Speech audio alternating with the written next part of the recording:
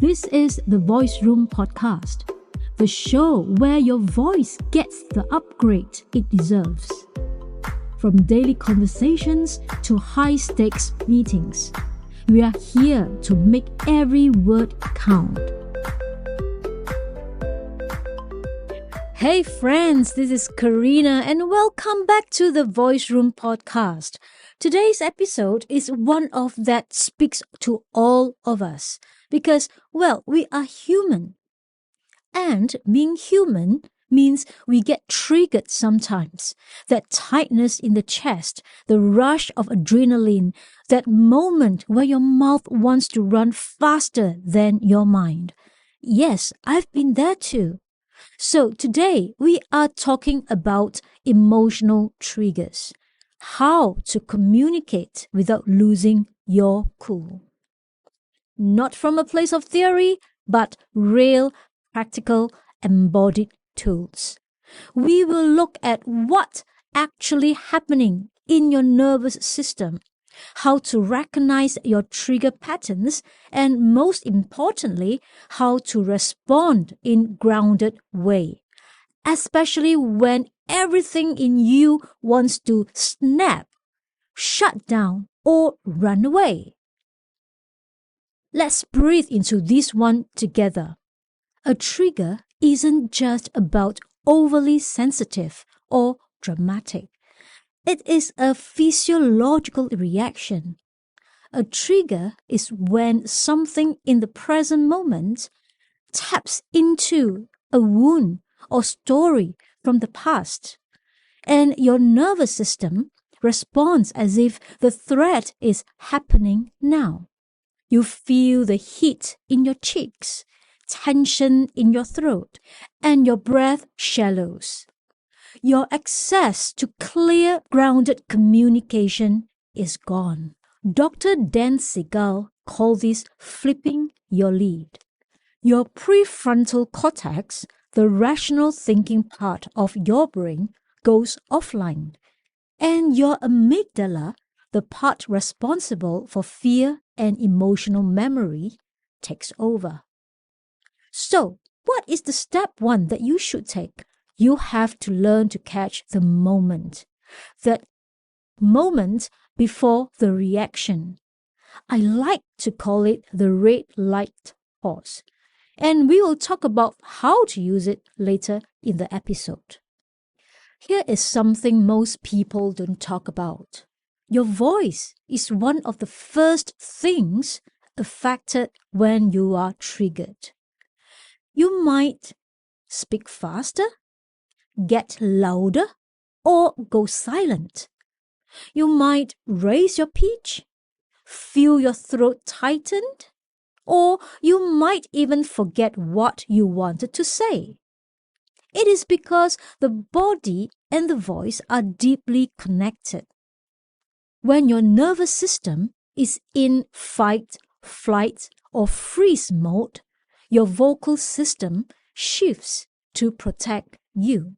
If you ever found yourself snapping at someone and regretting it, or freezing up and not saying what you wanted to say, that's not about lack of skill. That's the nervous system in overwhelm. Good communication isn't just about vocabulary. It is about regulation. Let's get into some practical exploration. There are common trigger categories that affect how we communicate. And here are some examples. When you're feeling disrespected, back in your mind, you might think that they are not listening to you. If you're feeling judged, you might think that they think you are wrong or you are not good enough. If you're feeling abandoned, you might think that they don't care about you. Or when you're feeling powerless, you might think that you can't speak up or change things. Now pause and ask yourself, which one of the above lands most for you? When you know what is your personal trigger, you can begin to spot them in real time. Well, for me, one of my old triggers is being interrupted while I'm explaining something deeply meaningful. It used to shut me down instantly. I'll get tight in the throat, quiet, and then later feel resentful. But once I realized that was linked to a deep childhood feeling of my voice doesn't matter, I could start to take care of it. Not avoid it, not suppress it, but recognize it and choose a new way to respond. Here is the golden rule I teach clients in moments of emotional activation. Now, you have got 4 seconds. That is your magic window, the space between trigger and reaction. So instead of reacting automatically, try this. Feel it. Notice what's happening. Raising heart, tight chest, heat in your face. Name it. Silently name it.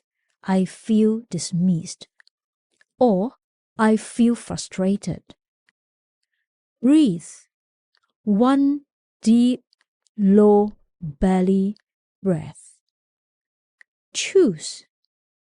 Ask yourself, what do I want to say that honors me and keeps me grounded? So, number 1, feel it. Number 2, name it. Number 3, breathe. Number 4, choose. This simple practice shifts you from reactivity to agency. And that's where your true voice lives. Now, here are 5 real phrases you can use when you are emotionally triggered, but want to stay calm and clear. Number 1, can we pause for a second? I need a moment. This creates space and gives your nervous system a reset.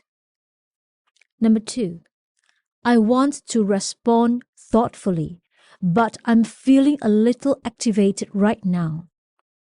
This is vulnerable but powerful.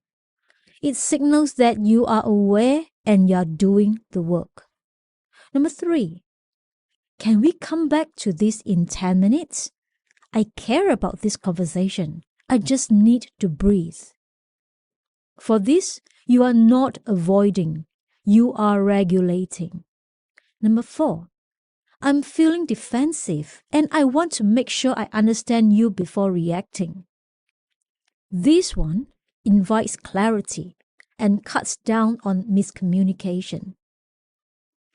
And for the last phrase, here is what I heard you say, and here's how it landed for me.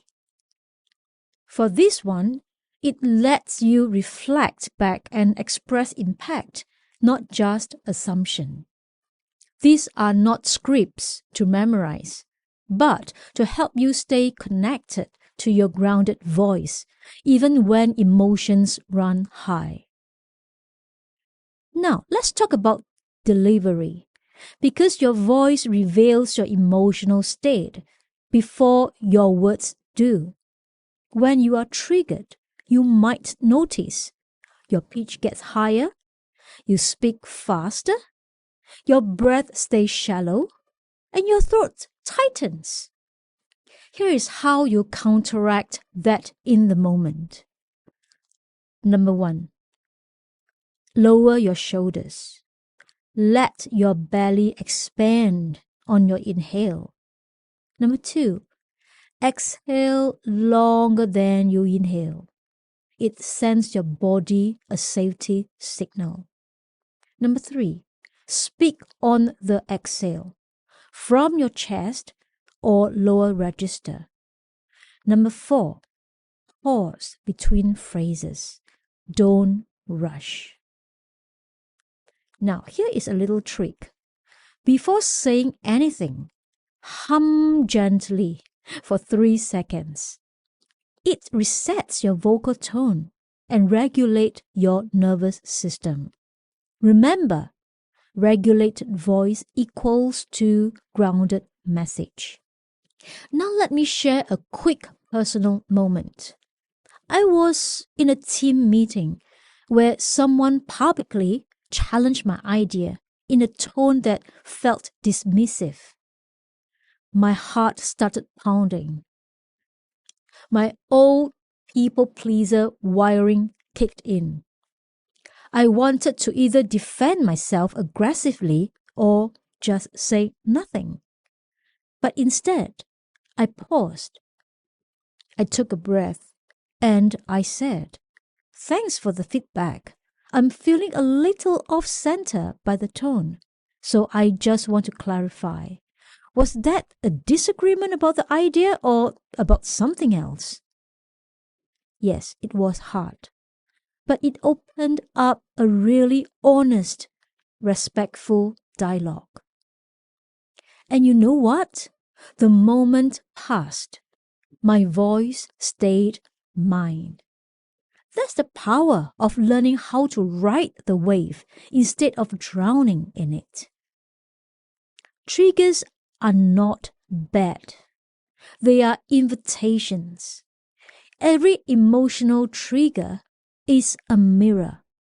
It shows you where there's still a wound asking for care. When you learn to notice, breathe, and speak from that space, you are no longer just reacting. You are leading.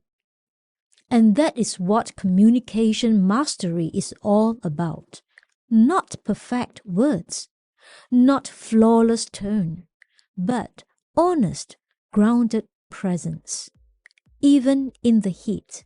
Well, especially in the heat. Once again, thank you so much for tuning in to the Voice Room podcast. If this episode helped you find calm in the chaos, share it with someone navigating tough conversation. Also, hit that subscribe button and drop me a comment. I would love to hear what resonated. And also follow along on Instagram at The Voice Room for more voice wisdom, somatic tips, and real talk. I'm so excited to see all of you in my next episode. And until then, speak with grace, breathe with courage, and own your voice.